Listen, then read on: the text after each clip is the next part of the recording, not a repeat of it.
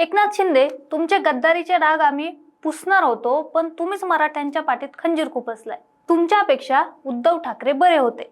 महाराष्ट्राच्या राजकारणात पुन्हा एकदा नवीन ढवळाढवळ सुरू झाली आहे. कारण काय तर मराठवाड्यातल्या 4 मराठा महिला लोकप्रतिनिधींची कुणबी जात प्रमाणपत्र जात पडताळणी समितीने थेट रद्द करून टाकली आहे. आणि मग काय, उपोषणाचा मार्ग सोडून राजकीय आखाड्यात शड्डू ठोकणारे मनोज जरांगे पाटलांचा पारा पार चढला. शिंदे साहेब, तुमच्या आणि बावनकुळेंमुळे फडणवीसांचे 25 ते 30 आमदार पाडून तुम्हाला रस्त्यावर आणल्याशिवाय राहणार नाही, असा थेट इशारा जरांगेंनी दिल्याने महायुतीच्या गोटात आता प्रचंड अस्वस्थता पसरली आहे.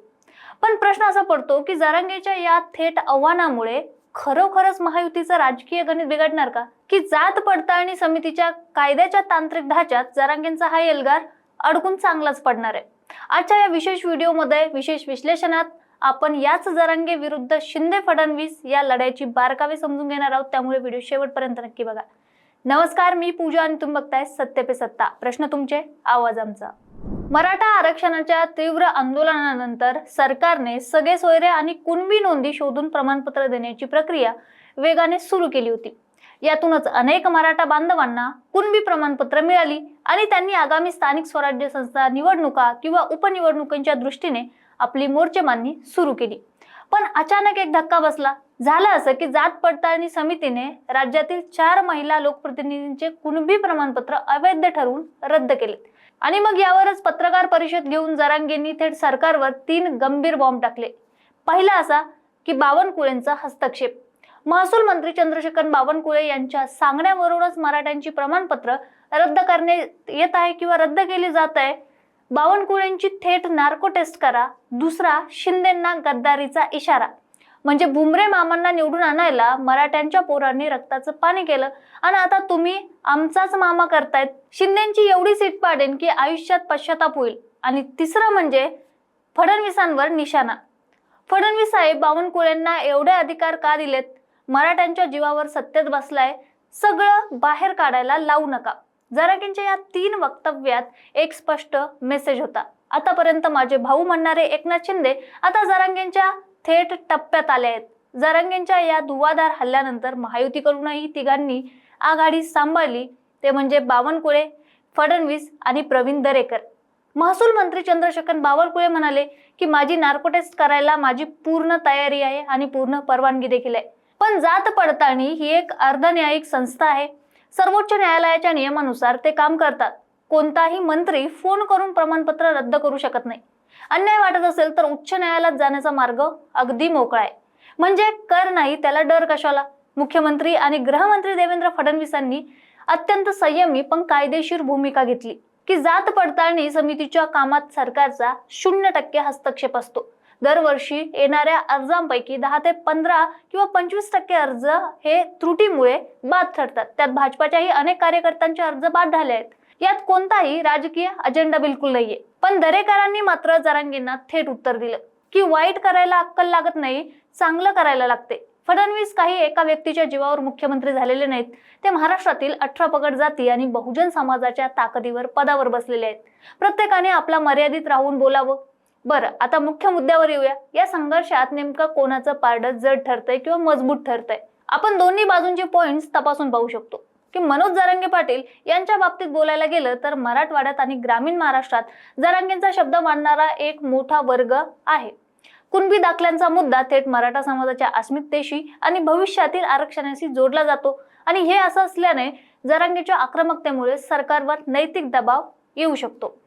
शिंदे फडणवीस यांच्या महायुतीला आगामी विधानसभा किंवा स्थानिक निवडणुकांमध्ये 25 ते 30 मतदारसंघात फटका बसण्याची ताकद या वोट बँकेत नक्कीच असू शकते, असं जरांगेंचं देखील म्हणणं आहे.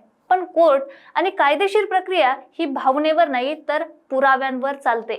जात पडताळणी समितीचे निर्णय कोर्टात टिकवायचे असतील तर जरांगेंना केवळ आंदोलनाचा नाही तर भक्कम कायदेशीर कागदपत्रांचा पुरावा द्यावा लागणार आहे.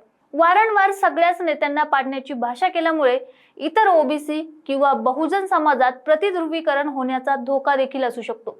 फडणवीसांनी मांडलेली कायदेशीर बाजू की सर्वोच्च न्यायालयाचे नियम आणि अर्धन्यायिक प्रक्रिया ही तांत्रिकदृष्ट्या अत्यंत मजबूत आहे. सरकारवर थेट ठपका ठेवणे कायदेशीरदृष्ट्या कठीण जातं.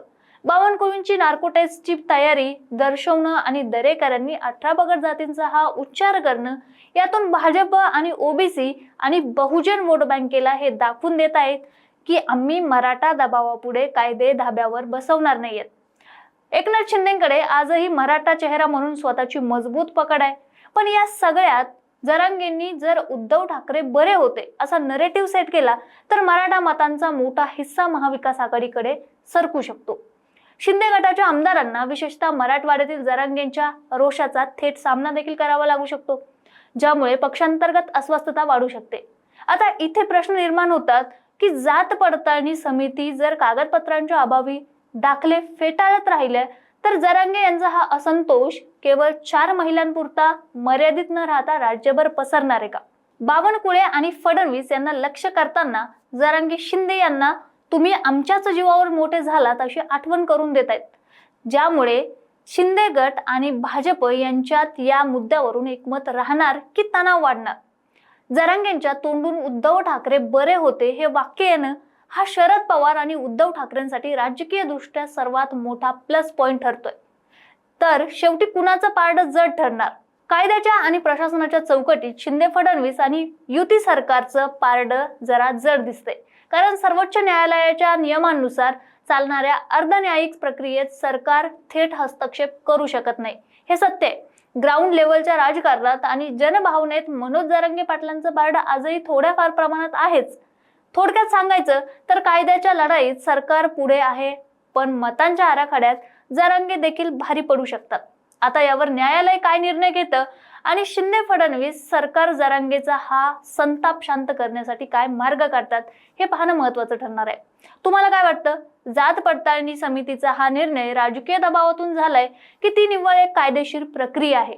आणि जरांगेंच्या या इशाऱ्याचा आणि पुन्हा पुन्हा आंदोलनाच्या धमक्यांमुळे आगामी राजकारणावर काय परिणाम होऊ शकतो? तुमचं मत आम्हाला कमेंटमध्ये नक्कीच सांगा, कारण त्यामुळेच कळतं की महाराष्ट्र काय विचार करतोय. आणि सत्य पे सत्ताला सबस्क्राईब करायला विसरू नका. लग्न ठरलंय ना तुझं? आणि हे काय? अगं मला पीसीओडीचा त्रास आहे. कधीतरी हे सासरी कळेलच ना.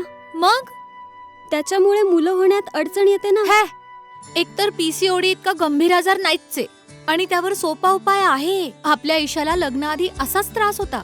तिने डॉक्टर चाटेज होमिओपॅथी क्लिनिक मध्ये उपचार घेतले आणि तिला आता 2 मुलं आहेत. डॉक्टर चाटेज होमिओपॅथी क्लिनिक, साइड इफेक्ट नसलेला होमिओपॅथीचा नैसर्गिक उपचार. 9545727107